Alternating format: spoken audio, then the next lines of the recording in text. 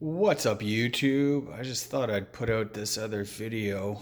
A couple days ago, I mentioned that I had an ick outbreak in the tank, and we're on day 5. I'm still treating the tank because my temperature was low. I'm using that API Super Ick Cure. If you haven't done so already, check out my last video. But you can see already the fish are doing much better. I have the clown pleco. He's out there eating on this leaf, feeding off on some algae. He's doing great. He was my worst one, to be honest. I'm gonna just zoom in on him so you guys can get a good. Yeah, he's completely cleared up. I am running this a little bit longer just because I want to make sure I got it all. But yeah, so far so good. So what I did is yesterday I did a 50% water change. I did a good gravel vac as best I could. I mean, I didn't move the rock, and I was careful around the plants, and I didn't move the driftwood. But I did try really hard to kind of do as thorough gravel vac as possible, just in case I get any eggs. Try to get as much as I can. I went out and I bought another heater. It's a 200 watt Tetra. It's just an automatic preset heater, and but as you can see, things are doing pretty good. It didn't raise the temperature. The heater, I'm a little bit disappointed. It didn't really raise the temperature that much at all. I actually thought my other heater was broken, and because I just didn't see the red light come on ever, so I just assumed that it wasn't functioning, but it actually was, and yeah. Anyway, there's the clown pleco. These guys are so cool. He's coming out more and more. I've had him about a week and a half. He might have been the culprit for bringing ick into the tank. I'm not really sure. He didn't show any signs or anything like that when I got him, but he's doing so much better now. He doesn't hide. I know some people claim that they're clown pleco. They hide. They never see them. That type of thing. I find this guy's adjusting to life in this tank just fantastically. You can see I got 4 platies. They're really outgoing, and they're all just munching whatever algae is on these leaves. And I'm really happy that the clown pleco feels confident enough with me sitting here videoing right up against the glass, and he's not running away. Just so nice. I do have my Hillstream Loach. He's behind the filter part. He's doing pretty good. He's still swimming around. They're all eating. Everything seems to be going okay. Tomorrow will be day 6. I dumped the rest of the bottle in. I got to do another treatment for 2 more days, and then following that, I'm doing a 25% water change, and I'm putting my some activated carbon back in to filter out the medication. I think that will be good enough. I hope that will be 8 full days. And my understanding of this ick stuff at my temperatures, it's about 5 to 7 day um, uh, life cycle. So I should be good. I should be in the clear.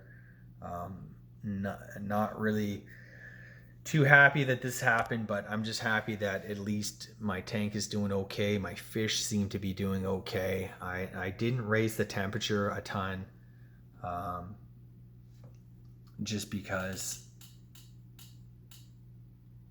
Try to get right in there on that.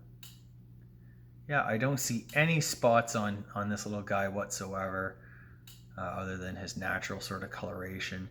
Like I said, he was just covered in it, and it was so sad. Um, I'm just really happy he must have been really suffering. Ick is super annoying. It attacks their gills and stuff like that. It makes it hard for them to breathe. So I'm just really happy that I knock on wood, I caught it in time. I think I don't think I'm going to lose any fish here. Um, and the pleco and the Hillstream Loach, they're really kind of my starfish in this tank. I really love those guys.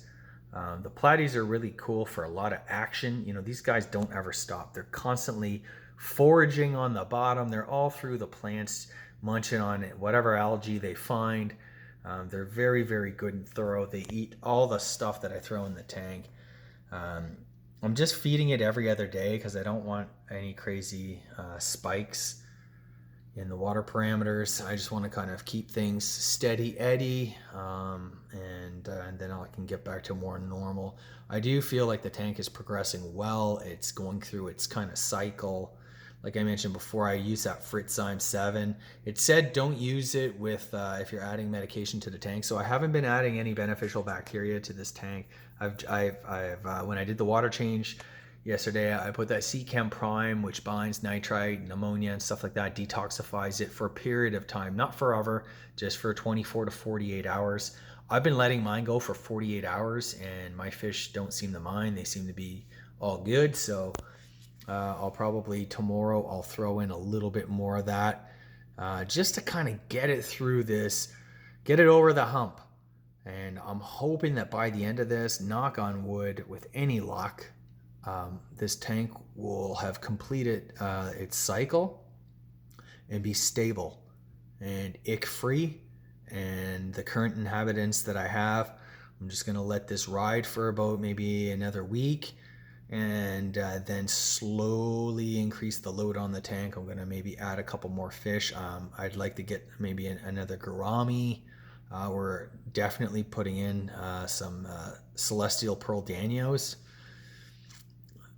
I'd like to get maybe 6 to 8 of those little guys, and I would like another 2 Hillstream Loach as well. They're really, really cool. But like I said, I don't want too many bottom feeders competing for the same food and stuff like that. As it is, I'm surprised that the platies munch on algae as much as they do. They're like fantastic little algae cleaners. This tank has hardly, I mean, there's some algae. You can see on this rock, it's starting to kind of grow a little bit. That must be that diatom algae. But they're eating it. You know, the clown pleco, he's on a tear now. He's eating it. The Hillstream Loach, I haven't really seen it as a big algae eater, to be honest. It seems to prefer those shrimp wafers. So yeah, anyway, that's kind of what I'm feeding these guys. They get a variety. I'm just feeding kind of tropical flakes, the odd brine shrimp for the platies, and for my bottom feeders they get algae wafers and shrimp meat type wafers. And I do still have, you can see this guy here, that's my assassin snail. There's 2 others in the tank. They're all doing well. And I mean, I wouldn't say they're thriving. They're kind of making it through. But to anybody who has snails or sensitive fish like a Hillstream Loach, and you get this API Super Ick Cure, I just want to let you know my experience with it has been, it didn't wipe out my snails. In fact, I saw one of those nuisance pond snails yesterday. I killed it. It's still living. They're all still living, and I did the full dose. I didn't do a half dose. I want to hit this hard and make sure I wiped it out as fast as can be. I didn't want to do any half measures because I don't want to have to prolong the suffering. So that was my approach, and so far it's been so good. I'm just sort of documenting it now. You see, fish are doing okay. Snails are still hanging in there. Hillstream Loach is hanging in there, although he is hanging a lot by the water, by the filter, where there's lots of aeration and stuff like that. This tank doesn't have a ton of it, but it does have a bit of surface agitation, as you see right up there.